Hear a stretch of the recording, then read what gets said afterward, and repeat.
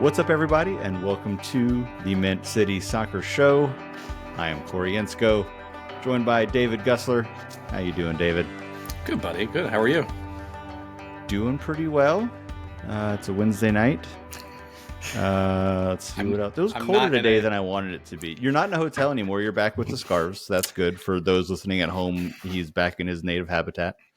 I did get a few text messages that were like, I really love the floral drapes and paintings behind you last episode. I said, I'm glad you watched it, and I appreciate the core tips. So yeah. I will add some more floral behind me some point in this next year. Remember Room Raider being a thing? Like, I guess it's probably still a thing, but it was much more of a thing when everything was on Zoom. Yeah. Back in the day. So I think your normal setup is a pretty high room rating. I mean, not enough flowers. I agree. You need some more floral arrangements back behind you. It's a nice room rating for a podcast. I don't know if I would make this a good room rating for work. No, probably not. Mine's just very bare. Like, this is the problem I have. Is it's just, for those listening and not watching, it's just a white wall and a guitar. You do have the crown behind you, though. And the crown's back there, and a TV that I need to sell on Facebook Marketplace. Anybody need a 1080p, I don't know, like 48-inch TV? Hit me up. There you go. Works great. Just got a replacement. It's fine. Nice. Get that plug out of the way. We are here to talk about a little bit of soccer, I think. We have a handful of things we're going to run through since we talked last week. And stay tuned. In a few minutes, we're going to dig into some exciting news about the show itself. A little thing we're launching today, and we'll put it out on all the socials and all that kind of stuff too. But more to come on that. But before we dive into that, let's start with there was a match tonight. Ended probably like an hour or so ago. Yep. Charlotte FC traveled up to Cary, North Carolina, hometown. It's not Raleigh. It's not Raleigh. You sure? It's technically in Cary. Cary Pride. That's like me saying Mount Pleasant instead of Charleston last night, right? Yeah, or last week. Exactly. This Wake Med Stadium, which you can hear from my parents in the house I grew up in, from the back porch, right there. Cool. Nice. Anyway, traveled up to see Charlotte FC play North Carolina FC. I made that sound like I traveled up there to see it. I did not travel up there to see it. Charlotte FC traveled to Cary to play NCFC in their latest preseason match. We'll jump to what the result was.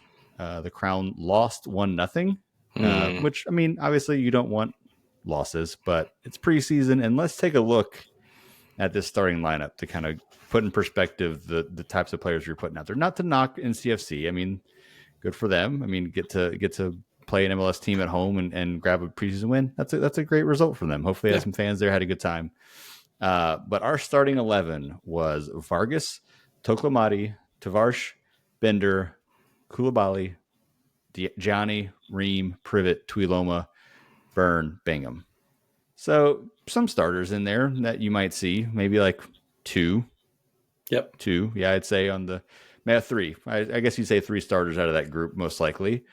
And then we did some mass subs. And so in the second half, the 11 was more like Smalls, Ajiman, Cambridge, Williamson, Petkovic, Westwood, Forbes, Tuiloma, Malanda, Scardina, and Bingham. So again, this was not like the last match we talked about where it was, pretty close to a starting 11 there. Yep. This was much more of a depth and Crown legacy kind of lineup. So again, would I like to see them score some goals at least? Yeah, sure. That'd be nice. Sounds like we didn't get to watch this, by the way. We're looking at kind of the tweet streams and things like that. I mean, it sounded like Bender came close, but it was called offside. I don't know how many other chances there were beyond that. So, I mean, you'd like to see some more offense out of that, but I don't know if I'm too concerned with that kind of result when you see those lineups trotted out. No, I mean, like you said, it's preseason. It's an opportunity for Dean to try some different things, get some fitness levels up, see what he's got in some players, see the flexibility, if they could play different positions, things like that, right? I think after the match, Dean Smith even said that, Wilfred Zaha is out getting his visa, so he wasn't there. Brant Bronico was back home training. Pep Biel is out with a knock on his knee. Leo Bada was with Brant Bronico training. So can you just imagine, side note, what the Brant Bronico and Bada like workout plan is probably in Charlotte. They're like probably like shirtless, like sprinting up and down Noda, going uptown. Like, well, I'm just playing, um, but yeah, Amazing. I think it's not concerning. Sure, would I want to win and want goals and have bragging rights against North Carolina FC and things like that? Yeah, absolutely. I'm not concerned, to be honest. I'm no one came out with an injury, it seems like, and it doesn't seem like we're hurting or anything like that. So I'm good with it. Yep. No, absolutely. I feel the same way. And I'll also say I think it's nice to see, Charlotte FC play a preseason matchup and up in Cary. Again, that's where I'm from. And so I had some friends who still live in that area, like texting me realizing that, Charlotte FC was going there to play. Like and these are not soccer people. Like these are not people who are like huge soccer fans. So they were aware of it. So just kind of building that brand across the state, I think is super smart. Again, I don't know what the crowd looked like, but whether they were there to see NCFC or there to see Charlotte FC, or they don't play in the same league, so you can be fans of both at the same time. So yeah, I think it's a good idea for them to be traveling around and playing some of these preseason matches against competition in North Carolina and South Carolina too. Yeah, I mean credit's due where it's due, right? I mean, I'm usually pretty critical from the business side and from the team side, which I know we'll talk a little bit later. We'll get to that. We'll get to that later. But I was pretty critical last year about was it last year or the year before where they didn't do anything in Charleston and then they tried to do something and it got moved around, and it's selfishly being a South Carolina resident now, would I have liked it to be in Charleston? Absolutely, it would have been great. I could have made an excuse to go to work down there today and then gone to the game, but. Credits due there. They're sticking around. They're going through different parts of the state, getting different fans to see it. Does Charlotte FC have the reach that encompasses like the Carolina Panthers in both states? Probably not, but it's nice to see them at least attempt to get that. I mean, it spreads the game, it spreads fans, and it gets people out there. That's all you can ask for, especially in preseason matches like that. Yep, absolutely. So up next, the team heads out to the tournament in Coachella. Yep. I believe you have that in front of you. Can you give us an idea of what we're looking at? Those games are streamed too, right? Like those we can actually watch somewhere on the internet. Yeah, they will be streamed. And I actually think I saw, and I'll see if I can pull this up or if I'll filibuster while I talk through this, if you can confirm this, Corey. But sure. So I'm pretty sure that there's some local channel that's going to be showing it as well. I can't remember if it's like My TV or, whatever the affiliate of like the sub channel of ABC or whatever it is. I think they're going to be showing it, but they are streaming it at least, right? And so this is an invitational tournament. It's going to have, I think, 16 MLS teams. There's some USL teams out there as well. Friend of the show, former chief fan officer Sean McIntosh, his Las Vegas Lights will be out there. They're actually playing in the invitational too. But basically, Coachella Valley Invitationals from February 6th through the 15th. Charlotte's playing 2 games out there. There are some closed door friendlies that happen, from time to time there. So while these are the 2 quote unquote big games and stream games, there's some closed doors friendlies that will still happen. But the first one's on the 9th, friendly versus LA Galaxy. That's at 1 p.m. Eastern. And then the 15th is against the Portland Timbers at 1 p.m. Eastern as well. So, I think that's Saturday or no? The first one's on Sunday and the second one's Saturday. And you're right. They are on TV. I did find that because that did sound familiar. They're on Bounce TV, which if you're not familiar with that channel, it's over the air 3.2. It's Spectrum channel 1255, or it's also, I think it is on YouTube TV and Fubo and some of those as well. It is. But Bounce TV is where it does say in this article that it is not available to those using the Dish Network. So sorry about that. Sorry, Dish Network people. Sorry, Dish people. But yeah, it's actually one you can watch on regular TV too. So that'll be nice to watch those.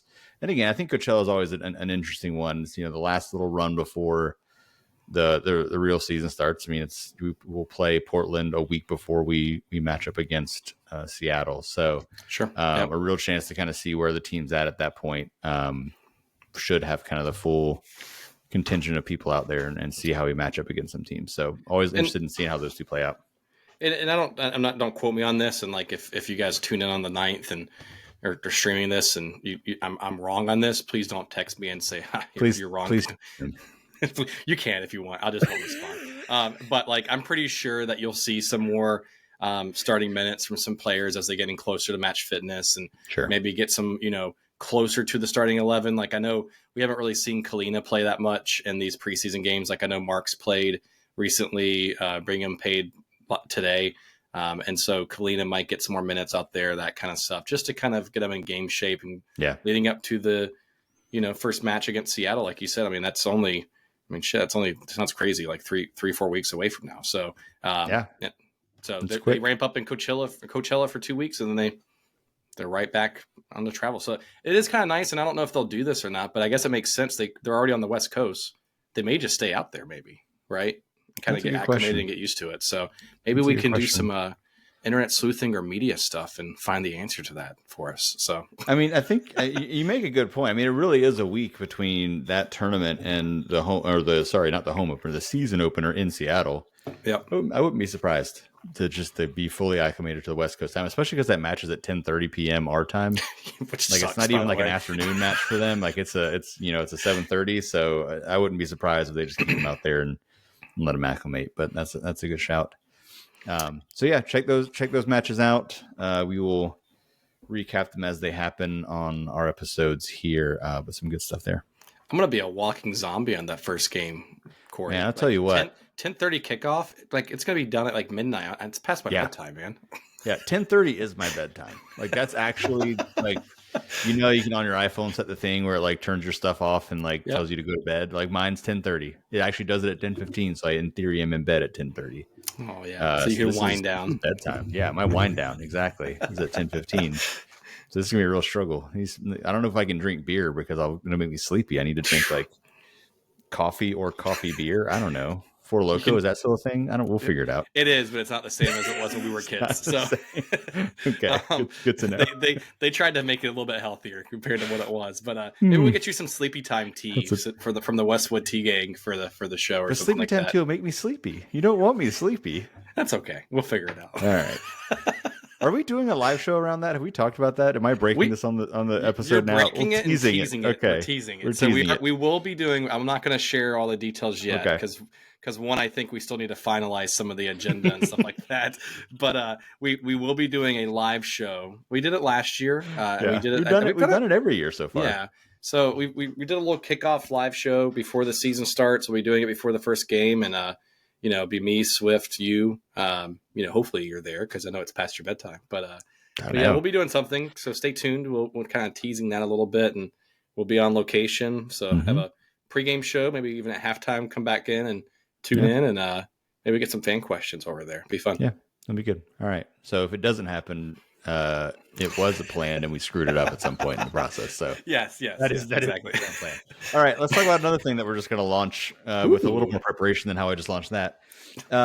This is something we've been working on for a little bit, but we are kind of launching a little thing to bring this Mint City community, this Mint City Soccer Show community together in a different and really fun way. So you've done a lot of the work behind the scenes on this. I'm going to let you actually introduce what we're doing here. We can talk more about kind of the idea behind it. So, but this has been your baby over the past couple of weeks. Yeah. So just trying to think of something different. Like this year, I kind of teased it in Slack and a few other places, but we're trying some new things. Some of the things may work. Some of the things may just crash and burn. It's okay. Like it's not going to hurt our feelings, but we're going to try to bring the show friends and family together and have a kind of little community. So first we're going to kind of launch a Patreon account for the show. So that is not something that you have to contribute to or subscribe to or anything like that. If you're a fan of the show, you'll still be able to get this show.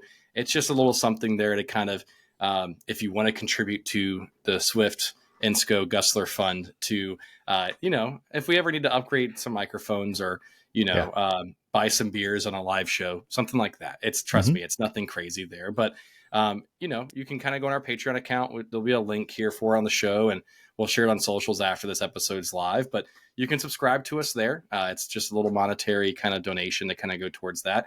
Again, don't have to be obligated to do that kind of process, but we'd love for you to.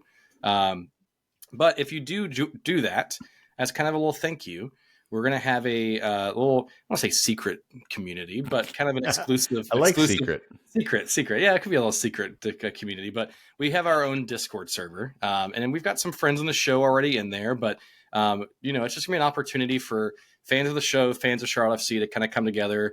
We're gonna discuss different things throughout the week. We might have some exclusive things in there from time to time. Like we're gonna try some things out.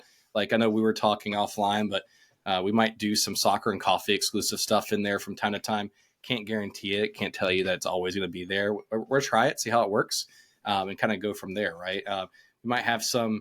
I know Swift likes to write some articles. Might have some things there. I might, have my wonderful starting 11 posted in there, and I'd love to see what your starting 11 is, Corey. We can have that in there and have everyone pick it apart. But it's just a little fun community place for it, right? And that's just as a thank you. We'll have some direct stuff there for the show. So if you like asking questions to the show, we'll have a mailbag kind of channel. You can put those questions in there. We'll put that as a priority to kind of see what fans are asking from the show, but just something fun, something different. And if no one does it, it's okay. Well, throw it away. It's fine. So, but it's just a little fun community thing that we're going to do differently this year, I think, and kind of build off of it. If no one does it, we'll just cry in the corner by ourselves, and we'll self-soothe a little bit, and we'll be okay. There you go. No, I mean, you nailed it. I think it's obviously, I think the big key is, like the show itself and all the things are remaining, just, we're not putting them behind any kind of subscription or paywall. Like, Correct. Show remains what it is. It's more an idea if you want to give us a little bit of support, we greatly appreciate it. And we mean a little bit. It's not much that we're asking for here. And again, it's not a subscription. It's not required, but we'd love it if you want to support us. And as a benefit to that, we get to let you into Discord, and like David said, probably some special Q&A or soccer and coffee style episodes that we can do right in the Discord, like we used to do on Twitter Spaces. Those kind of things you might see pop up in there instead. So, and again, it's just a nice little community of people who listen to the show, and you want to kind of talk about Charlotte FC or MLS or whatever's going on. We'll have it all in there. We'll all be active in there, kind of chatting around, and definitely questions for the Q&A, mailbag stuff for the show. We'll pull from there primarily too, in addition to the other places we do it. So just again, kind of open up a way for folks to support the show. You can imagine as buying us a beer or something along those lines, because it's even cheaper than a beer in most places in Charlotte right now. Correct. All places in Charlotte. I don't know. Places in Charlotte. I say if I can find a beer for this price, I would be like, that's gonna be my new hangout. Yes. But yeah, just a way to support the show, and I like, our hope will be like, we can grow more, Patreon exclusive things as we go along, and we'll figure out kind of what that looks like. But for right now, we're keeping it pretty low bar, and just something to get people in and check out the Discord and interact with us in a different way. So. We hope to check it out. Like I said, we'll throw it on the show notes right now if you want to look at that, or also on any of our social media stuff. You'll be able to find some links there to check it out. And we appreciate your help with all those things. And one thing, if you join the Discord, if you were already in there, you'd already see David's opinions about our next topic here. So this is just this is a good little tease for like the inside info you'll get from David's brain when things like this happen. I think you just had everyone unsubscribe instantly. Yeah, no, it's great. It's really fun. So there's some news that broke right before. I mean, at least I saw it right before we started recording, or as I was walking out of the office today. Yep. So it broke today from the Charlotte Business Journal. Eric Spanberg over there, who covers a lot of the sports business stuff. The lead is that Tepper Sports and Entertainment initially announced back in December that they were restructuring their front office with plans to include a chief business officer. You may remember that David had opinions about that restructuring, and Matt too. I shouldn't just say David. Matt also had opinions. There were opinions. Opinions were shared. It was the Sports Ball Incorporated episode. Sports Ball so Incorporated. If you want to go back and listen to it, you can. Yeah. But now the apparently, here's the quote from Eric, the author of the article. The company has reconsidered and will have CEO Christy Coleman also take on the role of lead executive with Charlotte FC. That basically means that a chief business officer will not be hired for the soccer team after all. Instead, it looks like they are pivoting to focusing on a chief brand officer who would focus on marketing and things like that for both teams. So the big headline here is they announced a while ago they're going to do a chief business officer. They kind of quietly decided not to do that, and are going to have Christy Coleman, who is kind of oversee all of it. So she was named the CEO of Tepper Sports. She was also keeping her previous title as president of the Panthers, and now she will kind of be president and CEO of all of it together. It goes on to say in the article that she's been already splitting her time between both facilities, so it almost seems like they were like, "Well, I'm already doing both. Why not keep it?" But that's what we're getting from this link. We'll drop this link in the show notes too, so you can check that out and read more about it. But that's enough of just the details of the article. I want to let David share his. No, it's okay. His opinion. Here's what I will say. I feel like there are a lot of people that responded to me or kind of when I was thinking about it is, when we were talking about this last episode, it was like, well, let's just wait and see what they do. They haven't hired that role yet. Let's see what they do. They might make the right move. And all of a sudden it's like, okay, that makes sense. But I feel like you were the one that's like, I think you had a gut feeling that this was not going to end in a good way. And I think you turned out to be on the right side of that. So this is your moment. This is your moment to gloat in your rightness. No, I'm just kidding. No one wants to hear that. So I am not going to go on a huge diatribe because it is still, I will say, there is still a chance for them to do the right thing here. And she could knock it out of the park. So I'm not going to. Yeah. I don't want to sound too negative, but I did put on Twitter. Unfortunately, I need to put on Blue Sky because I'm trying to force myself off that platform as much as possible. But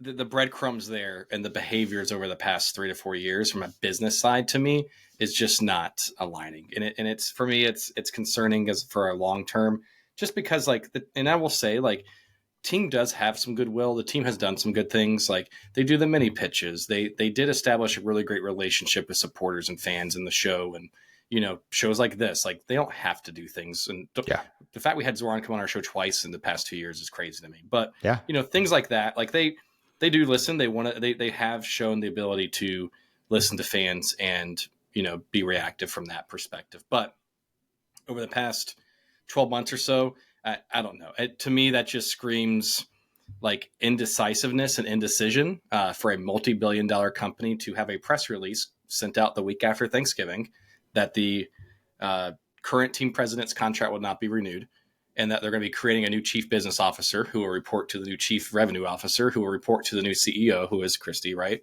And then 60 days later, they go, I'm just kidding. We're gonna backtrack this a little bit and not fill this role, right? There's not many companies that do that. I mean, yeah, sure, there's probably at a lower level, but not at a C-suite level, right? And so, we'll still wait and see. Just the season still hasn't happened yet, but in my mind, and kind of reading between the tea leaves for myself, not looking forward to that, personally speaking. Just because, Corey, I know we not to make this a Panthers podcast, but Panthers from a business perspective, they got better last year from a fan and or not fan from a player and technical perspective, but not much to kind of move forward on from that. But from a business perspective and from a fan perspective, do the Panthers stand out to you of wow, they really knock out of the park from fan engagement and affordability and making it something special? You know what I mean? I don't know. Maybe, maybe not. Maybe to some, but I don't know. It just something's not sitting right for me there, and I hope for the best, but we'll see what that looks like. Yeah, I do still think it is kind of a let's wait and see before we overreact. Sure. But I do think it's not. What's weird to me is what you said is that they didn't have to announce this role if they weren't going to do it. So it seems like they clearly were going to add this role, going from a full blown announcement to just quietly being never mind is an interesting move approach from a leadership perspective. You know, if they were on the fence, they didn't have to announce they were going to hire that role, and they could decide if they found something that made sense and then announce the role. So the way they roll it out, where they make a huge press release announcement about this reorganization and this role they're going to have at the C-suite, then to just quietly pull it back is an interesting move. But again, like you said, I don't know Christy Coleman. I don't have any, Sure. like I don't know enough about kind of what she's even done with the Panthers at this point to have a strong opinion. Frankly, I don't follow sports front offices all that closely to know kind of what everybody's doing. I do think it is an unfortunate look for the team and where their priorities are with Charlotte FC. Whether or not it actually affects the play on the field or even, Sure. the way the team runs, I don't know, but it's just a weird look. We're clearly just showing like, yeah, we like the soccer team, but it's very much the second fiddle to the Panthers, which is true. Like, I mean, if we're being honest for self, that is how it should be. Like this article, I mean, just as one measure, like notes that the Panthers generated revenue of $588 million in 2023, and Charlotte FC generated $87 million. Like the Sure. Panthers are always going to be the primary focus, and Charlotte FC is going to be secondary. Like I know soccer fans don't like to hear that. I don't necessarily love that the team is looked at that way, but it's a business. They're going to look at it that way. But it's still not a good look to show it that obviously, where like we're not even going to bring in like a C-suite person whose focus is Charlotte FC. Well, and I think, Just from like an organizational and like branding is the wrong word, but just like appearances, like just do it for appearance. Like they have somebody like, this is our Charlotte FC, president. This is the person who runs the team. well, that's what, Shows a commitment. Yeah. and that's what, and not to make this the whole episode or anything like that, but like for me, that was the frustration for me coming in. Cause like background, hopefully people know this, but like I was president of Mint City Collective before I did the show. We started doing the show. And I had calls and connects and meeting with front office people of the organization before they even had these roles, right? Before they even had branding and talking to these people. And they were like, we're so serious about this. It's going to be its own thing. We're going to have its own business model. It's going to have its own president. People report to them, and it's its own thing. And I get it. Like second fiddle, 85 million versus 585 million. Like I get it, right? But to me, to walk that back within a 4-year time span, Yeah. where we have its own organization, and trust me, like look at Nick Kelly. I love Nick Kelly. Did a lot of great things from a fan perspective. He wasn't a soccer guy, but Nope. he had a lot of sports marketing and sports relationships, and did a lot of stuff in sports and specifically soccer with Anheuser-Busch, right? So he at least kind of got it and kind of got the fan culture and importance of it. But like he wasn't a soccer quote unquote guy, but he came in and understood the fans and did that. So Christie can still do that, but to go from like Nick Kelly and having chief fan officers and having people like Darius Barnes and all these other people that were like brought in by Nick, and he came on our show and even said, God, it feels like yesterday, but it's like 3 years ago, saying, I want the best soccer people to help start this organization because we're that serious about soccer, right? And then Nick Kelly leaves, and then Joe comes in. Joe leaves. Now they dissolve the team president role. Now they create a chief business officer role. Now they dissolve that role. Like it's sending mixed messages, and it's like synergy all over again. And it's just, I don't know. That's my frustration from it, is that it's just like, why change it? It was working. Yeah. It was moving in the right direction. Did it have its hurdles and speed bumps like PSLs and ticket prices? Absolutely. But it seemed like it was working. So like, why mess with it? It seems like it's kind of like the Panthers. Like we were just messing with it for a while, and then we're going to mess it up and go, shit, we got to fix it again and reset. So hope it's not that situation, but we'll see.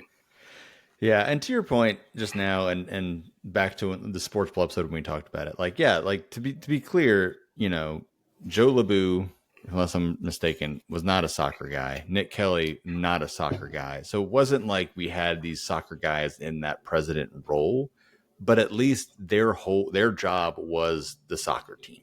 So like it doesn't matter if they had the experience; they came in knowing like my focus is the soccer team, and they also surrounded themselves with soccer people, right? So but now like, the worry to me is that like there's no one there at soccer. Yeah, I mean there are soccer people in the organization, but there's not like the one quote unquote figurehead or lead person of the organization who's at that president or C-suite level that is, my focus is soccer. Correct. And so that's, again, when you have people that are spread themselves over both things, and they have to make choices about how they spend their time during the day because their time is limited, what's going to You're gonna get more spend it on the thing focus. that does 600 million or the Right. thing that does 85 So million. So that's yeah, the worry. Yeah, it's like again within the organization, Charlotte FC, there's plenty of really qualified soccer people. Like, I mean, that's fine, but I still think having that person who's in like that level of organization where they have real influence and their focus and their uh, all of their energy going to the soccer team is really important. And so that's what concerns me a little bit. So we'll see agreed. how it all shakes out. Again, because apparently we can just change things in the span of 2 months. Maybe there will be this role in 2 months. Who knows? Like, Maybe she goes, oh shit. Okay, hold on. um, I mean, it could be that yeah.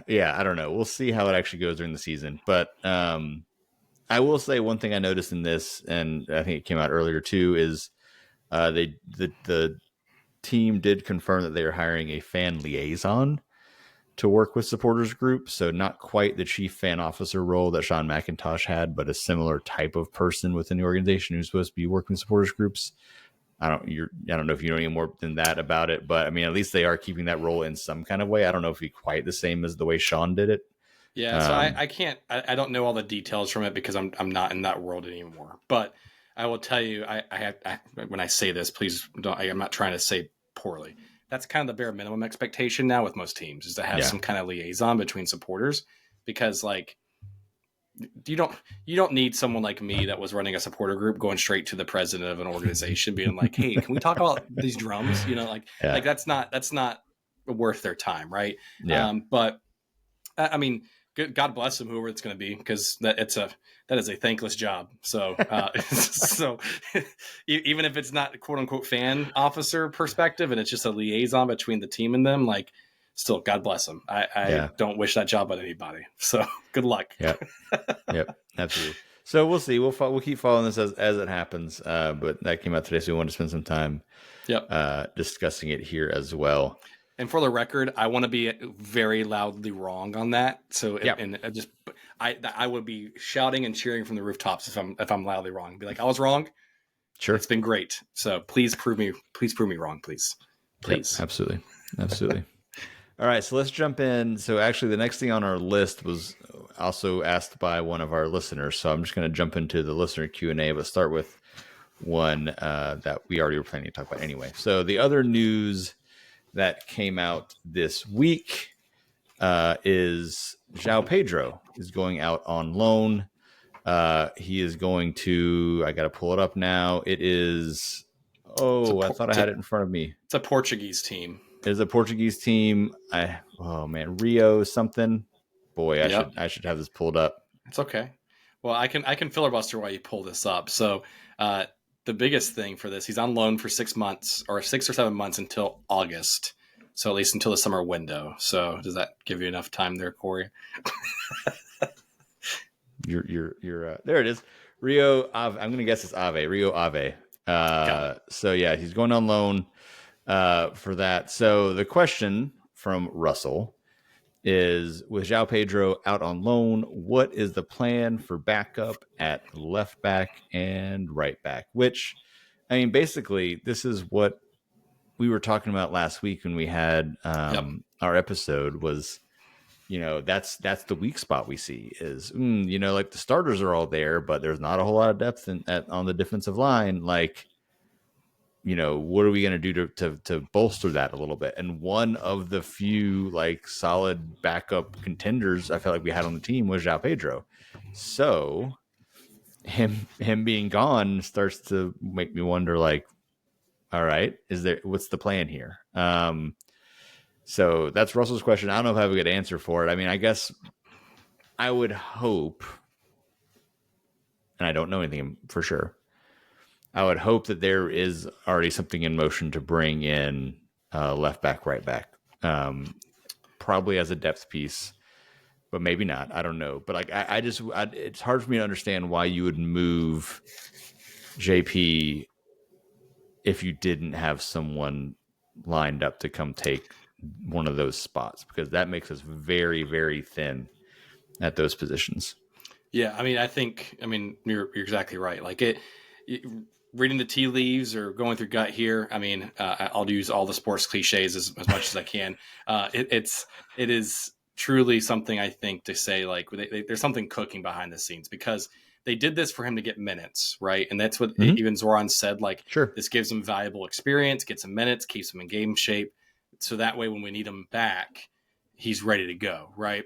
And he's a young player, took an international spot, played pretty well in Legacy, came up last year in spot duty. And I think he was one of our highest rated subs or like spot duty players last year, if I think looking at FootMob. But, um, looking at it now, you've got Tim Ream at left back, which I love Ream. I'm going to support him every day. I'll scream to the roofs to support him. But he's also like in his mid to late 30s now, and Yeah.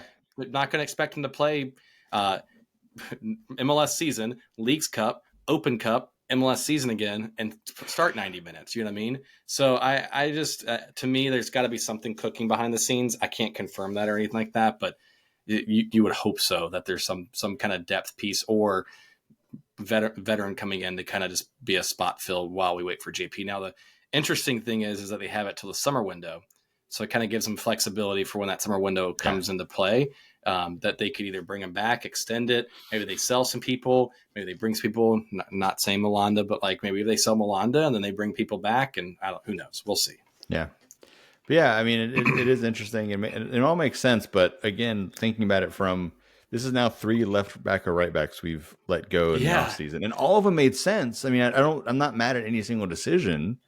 But you go back and you look at Lindsay and Uranen being the other two. These are people who played minutes for Charlotte FC over the past couple of years. Like, so we've lost a lot in those positions. And Yep. yeah, the starting lineup from the end of last season is still there, but The depth is not. I don't know who's behind it. Like that's something. Again, I have faith that there's a plan here, but do want to see that get filled up. And yeah, I think it's great for him to go get that playing time and come back and be able to contribute more to the team in the future. So I'm all aboard there, but I was already nervous about that position, and I'm just even more nervous about what that means. Yep.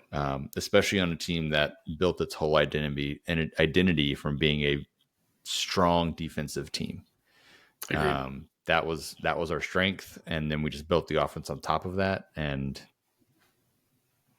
I want that to still be the case. So we'll see. Let's go to a question from Jonathan. What kind of improvements do we need to see from players still in development this season in order for Charlotte FC to be successful? And so he named some specific players: Abada, Patrick, Vargas, Privet. Any thoughts here? Yeah, I mean, for me, out of those 4, for example, I think Pat has started to show already during the, U.S. men's national team spell that he had, development growth from that perspective. I think he's ready to be the starting 9 for us, right? For me, I want to be able to see him contribute some early goals in the first half this season. I think that'll be a great kind of starting point, not just be that second half closer per se. Be great to start some games and be up a goal at halftime, and versus hoping we kind of draw or score in the second half. Be fun, right? So I mean, I think that'll be. He's got to have a really good front half of the season, right? I mean, the team has said, "Hey, we're gonna support you here. We sold Karol Swiderski, and you're our number 9 here, so we need you to be able to contribute, right?" He's surrounded by weapons, so you've got Wilfred Zaha, Lila Bada, Pep Biel all surrounding him. So like it's I don't want to say it's banking on him, but it's assuming that he's going to be the starter and he's going to have to be able to produce. And I think he can. So, like, I'm not saying that poorly, but for me, like, and I'll just use this last one here for this little bit here, but like Vargas and Abada, what I just want to be able to see from them. I mean, Vargas, I think you kind of have to look on paper and say, not assuming, but like he probably lost his starting spot to Wilfred Zaha, which is pretty big name player to lose. I don't think he's gonna be too mad about that. Yeah, I mean, like, I hope he is mad in a competitive way, but like, I don't think that should be a surprise to him or anybody else. Yeah, and so I think for them, I mean, they're both younger guys. I think for me, Abada came in midway through the window last year, did not have a preseason with us, was not getting consistent minutes at his previous club before coming here. And I think he started to come into his own towards the back half. So I want to see that continue to happen. Vargas, I think, just needs to continue to be get more shots on goal, and I think just has to play with more confidence, right? So I Yeah. maybe learning some things from Zaha there, and it was interesting. And I don't mean to steal this or just mention this, but I've been listening to the Soccer Wise guys a lot more lately over the past few weeks because they've been putting out some great content. So if you have not subscribed to them, please do. I'm just a little quick plug for those guys and Tom Bogert and stuff. But it's interesting because they were talking about the U22 initiative and players and the strategy for MLS, and like Vargas is one of those U22 guys. And they say it's kind of like this high risk, high reward role for MLS, right? Like you bring these guys in at U22 because they're typically younger. You're able to pay them more based off potential, but it doesn't necessarily mean that they're going to be in MLS for a very long time because you're hoping that they develop and show flashes to kind of Yeah. sell them overseas after that, right? Because they're young, you got them for pretty cheap, and now you're able to kind of profit off of that as a developing player. If they stay in MLS for a very long time, means you probably overpaid as a U22 potentially, right? Depending on their Yeah. output and those kind of things, right? So, I for Vargas, I know he's not technically that U22 role anymore, but I still think the potential's there. I think he's a decent player or can have the ability to. I just think he can learn some things from Zaha while he's here potentially. Hopefully, that'd be great. Be great. Yeah. No, you covered a lot of things I would think too from those 4 players specifically. I'll keep with what Jonathan was focused on, but Patrick is already showing the things that I wanted to see from him. So that's positive. Vargas, consistency. I think is my confidence is a good one. Like confidence, and consistency for him because when he's playing well, like boy, is he fun to watch. But then when he is not, which are longer stretches, he's usually in his history of the team much longer stretches where he's not on. But the talent's clearly there. So seeing him gain some confidence and consistency up there, and who knows, maybe not having to be the starter will help him get there. Take some of that pressure off to let him just kind of develop. So we'll see there. And then Abada. Go ahead. Yeah. I was just saying, like think about Vargas when we signed him that first year. Like he was out of nowhere. No one knew who the hell he was.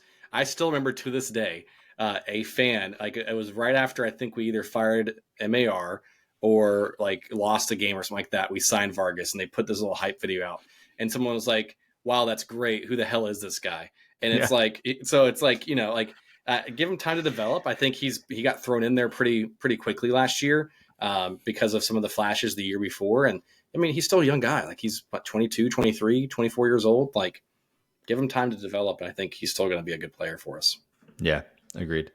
And then Abada, the only thing I was going to say there is I think what improvement I want to see is just better connection with the rest of the attack. Agreed. I just feel like, for so long our attack just felt very disconnected, just to go back to it, and that's something we talked, and maybe not so much at the end of last year. You started to see the improvement, but I think for so long, like our build-up play and our passing and our like attacking moves were just like, what are we doing? And so we've seen that grow, and I think like Abada having more time with some of these players, with obviously the new players coming in, I think I'd like to see that relationship gel, and I think that's where we can really take a huge leap there. Which actually that pivots us well to a question from Russell, which is how long do you expect it to take for the offense to fully click together? So looking at those top 4, BL, Patrick, Zaha, and Abada. I would frame it this way: like, at what point in the season are you worried if it's not clicking? So I was going to be sarcastic and be like, I expect it to be game 1, but no, I'm just so. I would be a little concerned if we're getting into like late March, early April when it's still not clicking, right? Because, like that to me, and I have no idea for sure, but we still have that third DP position available, quote unquote, right now, right? So we've only got Zaha is one, Abada is the other.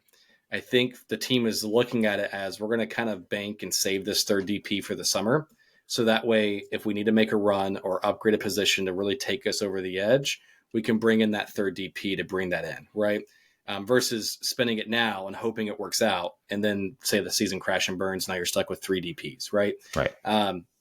So for me, like I think the team's banking on us. And for me, on that same reason, you have to start hot this year, and you can't get too far behind because of things like Leagues Cup, Open Cup, and scheduling congestion like crazy this year. You can't fall behind in the standings too far, because I think that will also it'll make it that much harder for us, because you saw how competitive the East was last year. Like Mm-hmm. it's hard sometimes to make up that ground if you get too far behind. But we'll Yeah. see. Yeah, I mean, it's definitely one of those things where, what I'd love to see it like lock in first game and we score 3 goals and, run out of Seattle with a big win. Like, sure, obviously. But yeah, I mean, it's just the preseason feels very short, and the offseason It preparation. does. Like, this team is not going to have a chance to play together a ton before they're thrown out there in Seattle. So I fully expect it to take a few matches. But yeah, if we're getting into mid to late March and it's looking like totally still discombobulated, Sure. that's when I'm Correct. worried. As long as Correct. I'm seeing like some signs of progress and then some that confidence between each other starting to build, I'm good. But yeah, I don't want to go too long with the struggling offense and wonder kind of where we're gonna end up here, because I think we do want to start out hot and not have to be clawing our way back the whole season to get back into a playoff spot. So one more from Russell for now. He has a third or fourth. I love Russell. Keep asking questions, Russell. I don't mean this to sound like you're asking too many questions. I love when you ask questions, so please keep I do doing it. too. Yep. So because I really like this question too, are there any worries about a regression to the mean Hmm. from Kalina and what it would mean for the team? And I hadn't thought about this, but like reading that question, I'm like, yeah, that's a really good point, because like Kalina had just a world beater season. I mean, he was making saves that he had absolutely no business making, just miracle saves that kept us in countless matches, either allowed And us to win the saving match, PKs and all that stuff saving too, right? PKs, that either allowed us to win the match or at least kept the draw. Like there were just so many times where whether or not he was actually named the player of the match, he was the player of the match Yep. because he saved us. And like I mean, I think Kalina, I expect him to have a great year again. I don't know how many years you have that are that. I mean, he was on every game, and that was just an incredible run to watch. Um, I guess my hope would be is that we continue to improve in other places where we're not having to rely on Miracle Kalina saves as much. Like that would be my ultimate hope is, yeah, like I don't expect Kalina to have quite the same amount of like level of season he had last year. I mean, could he? Sure, but that's just Sure. being a little unrealistic to assume he's going to do the exact same thing that he did last year. So I just think it means continuing to build that defensive consistency to where we're not putting him in spots where he's having to save our asses the last Well, and second I and think things it like goes that. back to my comment there earlier about starting like quickly this year, right? Because like you can't like as much as I want to, you cannot bank on Kalina and the defense having like a historical type season like they did in that first 6 or 7 months of the year, right? Yeah, Kalina had goalkeeper of the year type year, in which he did, right? Do you bank on having and like I mean it'd be like, do you expect to have the MVP every single season? Like, no, you can't. no, Like, I mean, it'd be great if you do, if a player does, but I mean, he kept us in games, and I think that's why it's that much more important, and especially just from the value and spending that they've put on the offense and like the attack, right? That they have to produce, because you can't bank on Kalina having an MLS goalie or keeper of the year type year again. I mean, I want him to, but you got to have that attack be able to contribute yeah, early on, so you're not put in those positions to rely on that again. yeah. You score 2 or 3 goals and he lets in one that he maybe Sure. would have saved last year. That's not a big of a deal, right? Like that's Correct. that's absolutely it. Yep. All right, let's keep bouncing around here. From Wicket Observer, who do you expect to have a breakout season?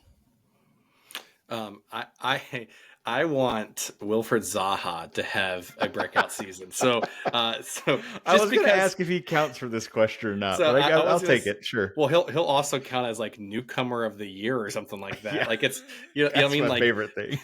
it's like the MLS discovery rules. It's like I discovered this Dibs. person, even though like you dibs, right? Zaha could win newcomer of the year or something like. You know what I mean? Like I don't know. So I think that's hysterical. At 32 years old, he can come in and I win love it. Golden Boot and newcomer, that kind of thing, right? But I love no, it. I'm gonna say Zaha, but I think who do I expect? I don't want to sound cliche, but I think Patrick could have a breakout season just based off the hype. And you already have, I tweeted it out or blue skied it out on our account, but Skeeted. skeeted, that's right, the account. But you had championship level teams apparently calling and asking about Patrick this Yeah. past window, and we said nope, no thank you. So I think the hype is already being noticed, and I'm interested to see what the potential is there. I know friend of the show Jose from Philadelphia, and one of the questions that he put in there, I didn't put it in here, but his question was just simply hashtag free Patrick, because I think he wants to see what the potential is for MLS there, and Yeah. selfishly he doesn't want to have to go up against Patrick Ajiman, I think. So Yeah. I like that, but I'm going to say Patrick or Zaha, personally Yeah. speaking. So I expected you to say Patrick, so I was thinking of who else, and it goes back to when I was just talking about it a minute ago, and I think that's Abada. I think we saw flashes of what Abada can do for this team. Like some of his first matches he played for the team, I remember, like he would take the ball and just go with the head of steam, and it was like incredible to watch We've him never run had a at player goal. do I mean, that. it was Yeah. just like, what is this? And then he kind of dipped and wasn't as maybe quite as effective or as on the ball as he was kind of early on. I think there's a lot of things about kind of how the offense was functioning, his role in the offense, and that all kind of plays into it. But I expect to see him at his full potential with, like, in the same way we're talking about Patrick, like with the talent around him and with the ability to kind of be a little more free in his positioning and kind of roaming around. And we've talked about how, like, BL can kind of play out on the wing and Abada can kind of come inside. I think you're going to see some creative things with how that offense and attack links up together. That I expect Abada in this role could have a really, really fun year. My answer if on everything would have been Patrick, but that's the other one that I look at and say, like, we might, and I think, frankly, I think we need to see that from Abada. Like being he's our most that, expensive DP right now. yeah, Like with Swiderski gone, like him being that DP, I need to see something from him this year, and I think it's there. And I think we will see it. So he's the one I pick for that kind of having that breakout there. Agreed. All right, let's see, who do I want to go here? Let's go to Eric. The potential schedule shift, good or bad for MLS, and separately, good or bad specifically for Charlotte FC.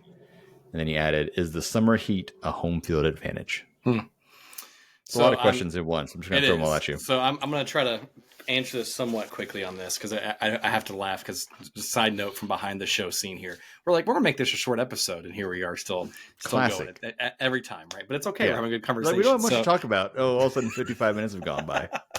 But the good question, Eric. I think selfishly, it's going to suck as a fan, because MLS fills that void to, like, because, like, you've got college football and NFL during the fall, right? And this fills that void for me, because, like, once the NFL season's over, MLS has a very short window and they kick right back off, right?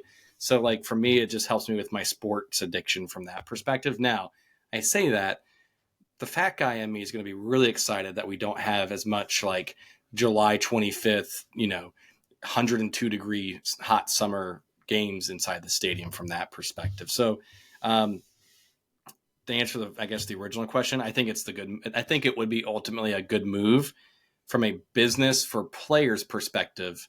Yes. Move, because it aligns with the European windows. Zoran even was out in the media. I think he even shared with us last year that if there was more time in the window that actually matched what was happening in Europe, we could have landed an XYZ player, right?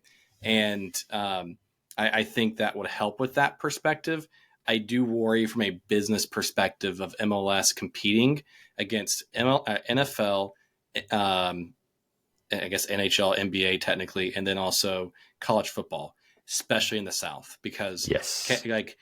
I love Charlotte FC, but if it's a Charlotte FC and an hour and a half down the road is a Gamecocks Alabama game, guess where people are going to go? They're going to go to the Yeah. Gamecocks game versus Charlotte game, right? So I wonder, and I mean, not even throwing this wrench in there, what would that look like with Panther game Sundays the next day constantly with a Charlotte MLS game at 7:30 at night on a Saturday, and then right around the corner is Panthers versus Falcons 1 o'clock on Sunday. Football lines. Football lines all over the place. Yeah, I think the only thing it's good for is for players, and Correct. I don't know if it's worth everything else to do that, frankly, because I think you're right. I think a benefit that MLS has as far as fan attention is that it's only going up against baseball. And especially in a market like Charlotte, we don't have, I mean, we have the Knights, but we don't have Major League Baseball. So like, it's not going up against another major league sport, except for on the very, either end of the season, NBA when the MLS season starts. Yeah, but and that's NFL the Hornets. Who when likes the Hornets? So right. I'm joking. But I do think, like, I mean, let's be honest. Like Charlotte's a big city, but like the more, if you put it in that kind of fall to winter season, Charlotte's only so big. I mean, so you've got like sports fans that are all of a sudden they're being pulled to whether I go to, a Charlotte FC match. Do I go to a Hornets game? Or college football I think is probably the biggest of the group because, we're in the South and people care about college football and it's Saturdays. It's on Saturdays. And it could and it's not even because they're going to the game. They might stay home to watch the games on TV. Like correct. I think you notice some of those October, September Saturdays where like the stadium's like, why is no one here? Yeah. College football. College football, homecoming, things like it's college football. So I think lining half the schedule up with the football season, especially as college football season keeps getting longer and longer with the playoffs, I think is a bad idea for the amount of attention the league gets. I think it's smart that it's off season for most of the big leagues except for baseball.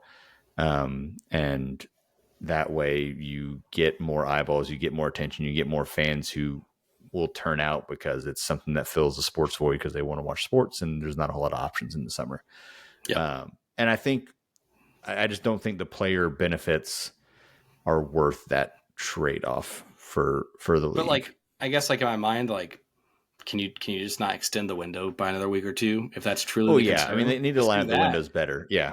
And then just keep the season the same and just make the windows a little bit more aligned if you can. And then that's not even including the whole mess that is in MLS where you have Canada that has a different transfer window because of Canadian Soccer Federation's different than United States Soccer Federation. So there's a whole thing. So no, that's a whole mess. So that's a separate thing. All right, Russell, I don't think I'm gonna be able to get to your last question. Actually, let's just do it real quick.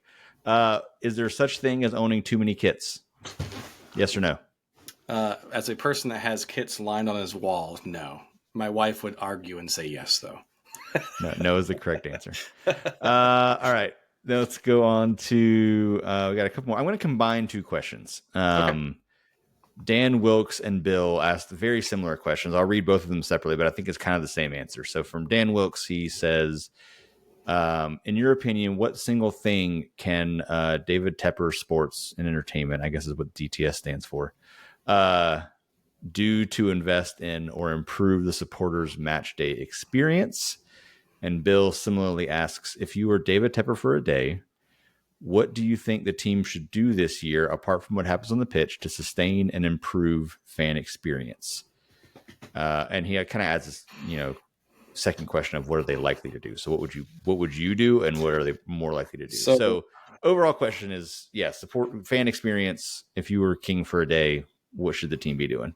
If I was king for the day and I didn't have any repercussions for the money that I spend, and I could wave a magic wand and it happened tomorrow, I think the two things that I would instantly do inside that stadium or fan experience, etc. Actually, I'm going to say three things, so don't kill me on this. But one, I think put a canopy, some kind of cover over Mm. seats in that stadium, kind of like a Hard Rock kind of situation, Hmm. especially with these summer windows. I think that would make Bank of America that much louder from a chanting, experience, whatever. Also, would make me not die at 102 degrees in the supporter section, shoulder to shoulder with everybody. It's already gross as it is, and heat doesn't do me any favors. But then I would lower concessions because I Hmm. think if they were cheaper, people would buy more, which would then equal out the cost from a business perspective. And then the other thing, which is a lot more nuanced, but this is just me talking out loud, I would lower your ticket prices a little bit. That's what I would do from those three things. I think that would get more people in the door, which would then help the experience. People would spend more on concession, which helps profitability. And then people are going to be a little more comfortable inside the stadium and it'll be louder. So it helps everyone involved from that. Out of all of those things, what are they likely to do? I don't think any of those things I just said is likely to happen. So I just know it's not going to happen. My pipe dream of a canopy half roof thing is never going to happen in this stadium unless they build a new one, or at least past my lifetime.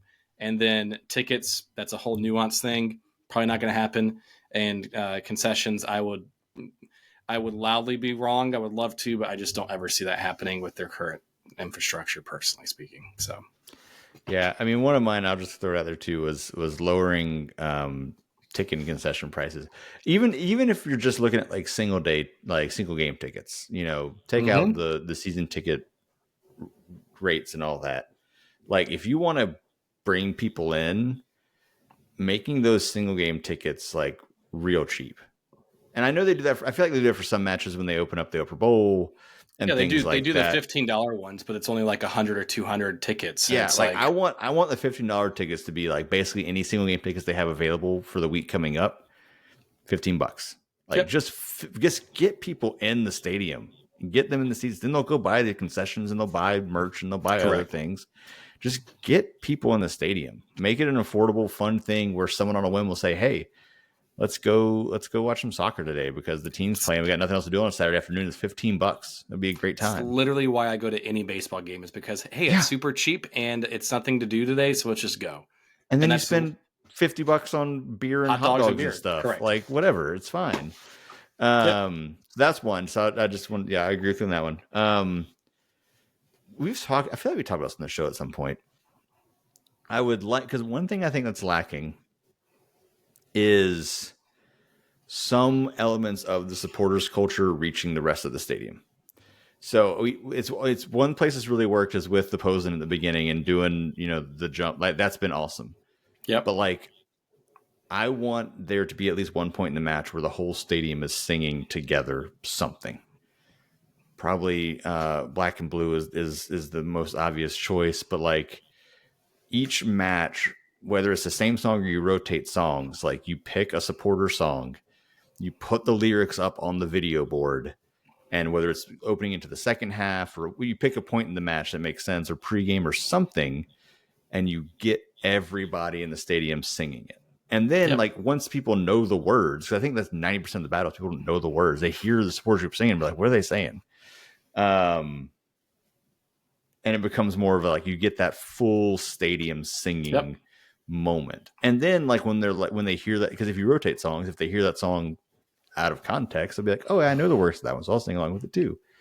I think that would really help because there's just this has been well established. I sit on the opposite side of the stadium from the supporters group, so rarely can I do I hear the songs and the chants and the things like that. So the more we can do to spread some of that around, I think we go a Agreed. long way to the match day experience and really feel like a cool environment in there.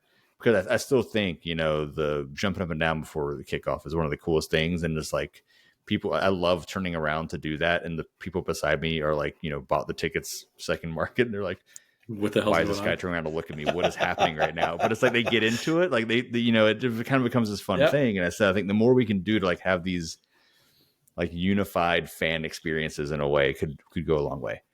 Not to rub salt in the wound, but Atlanta does something like that where when I went to the away game there a year or two ago, like they did like the Atlanta clap thing or whatever, where it's like Yeah, A T and yeah, then like that, and they did that, and it's on the board, and it's a I don't want to say it's a scripted moment, it kind of is, but it's at the same time each game. It's like the 35th minute and then the like 68th minute or so, like something random like that.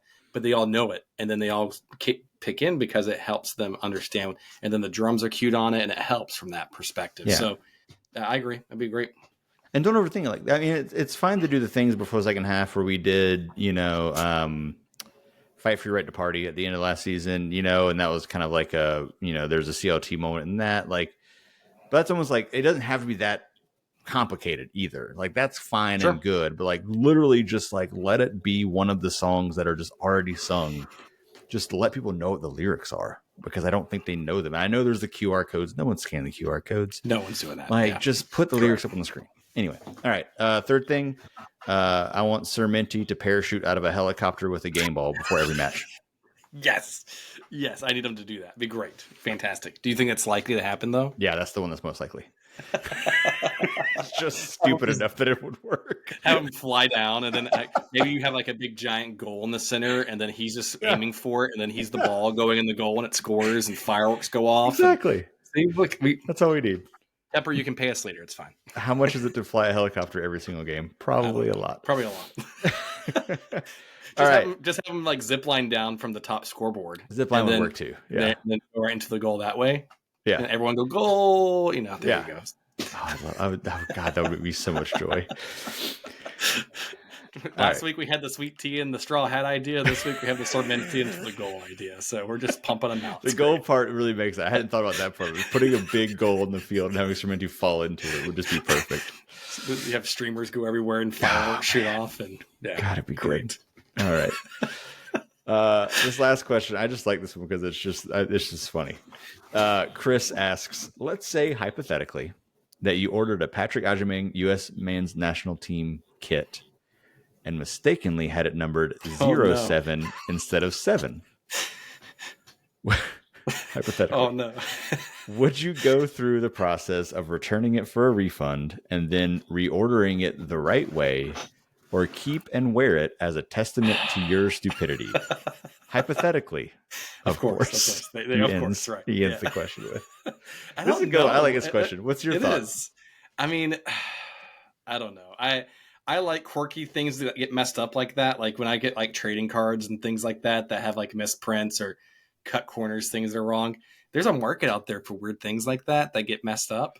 But like, I guess in this situation, it's not like it was a manufacturer issue. It was just that we accidentally ordered it as 07. So I don't know. I think ultimately I would return it hypothetically and get it reprinted with 7, because I saw on Instagram before we did the show, I don't know, maybe it was Jesse from Mint City Soccer or Mint City Collective or someone that looked familiar. I couldn't really tell on the video, but someone already had a Patrick Agyemang number 7 US kit, and he went right to it and signed it. And man, that's so sweet to see that. So I don't know. I probably would return it hypothetically, of course, in this hypothetical situation, but that's just me. But you can rock these 07, I guess. I don't know.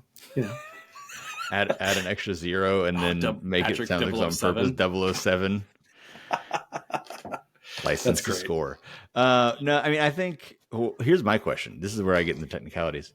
Will they let you return it when it's a custom jersey? Like, I don't know. Like that's the question I have. Is like, is that even returnable? Maybe not. Maybe that's when you go, oh, it's too small, and I just needed to get a bigger size. I don't know. Next thing you know, why are you giving me a different size? Change the number.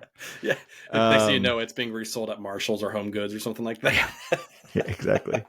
But it would bother me too much. This is the kind of thing that it would bother me every time I saw it. So I would try to get the refund and change the number. The other option you can do, and this is something I'm stealing from, I feel like I've seen Browns fans do this, but I know my stepfather, who's a Chiefs fan, before the Chiefs were, what they are now, and annoyingly good.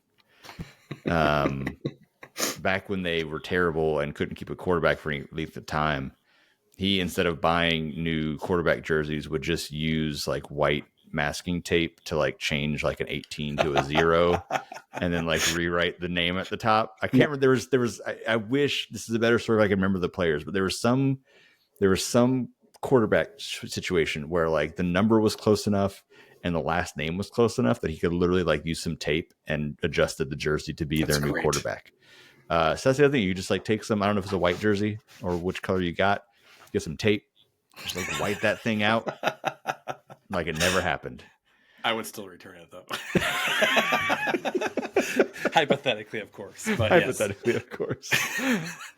You got Chris. You got to let us know what you end up doing. I need to know the end of the story. So please do. Please chime in share. for a future episode. We'll finish the end of the story. But yeah, that's it. And this episode where we had nothing to talk about, here we are.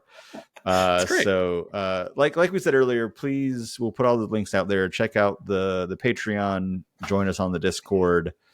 We have some fun ideas planned there, and gives you a chance to support the show and hang out with us digitally. Stay tuned for some possible news about what we're doing for the season opening match in Seattle. It's a possible live episode coming there, so more to come about that. Follow us on all the social medias, but mostly things like Blue Sky. I feel like that's where we're most active now. So check that out. Yeah, I guess that'll do it for now. But we will talk to y'all next week. Sounds good. See you, everybody.